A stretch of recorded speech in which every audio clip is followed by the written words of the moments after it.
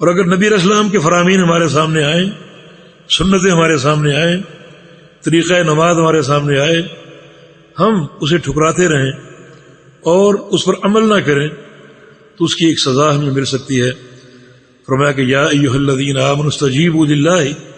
وللرسول اذا دعاکم لما یحییکم واعلموا ان اللہ یحول بین المرء وقلبہ۔ اے ایمان والو، اللہ اور اس کے رسول کا فرمان جب بھی تمہارے سامنے آئے تو اس کو فوراً قبول کر لو اور فوراً اختیار کر لو۔ اگر اس میں تاخیر کرو گے یا کوئی بہانے بناؤ گے یا کوئی تعویلیں کرو گے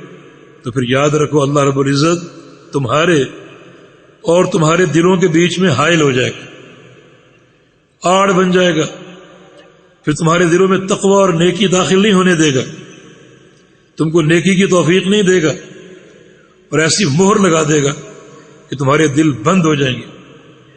یہ سزا کب مل سکتی ہے؟ جب ہم نبی علیہ السلام کے فرامین کو سنیں، بار بار سنیں، پڑھیں اور عمل نہ کریں، مؤخر کرنے کی کوشش کریں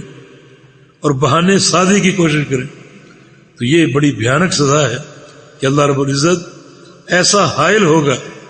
اور ایسی مہر دل پر لگائے گا کہ پھر بندے کو حق نصیب ہی نہیں ہوگا، حق اس کے سامنے بار بار آئے گا اور وہ قبول نہیں کرے گا،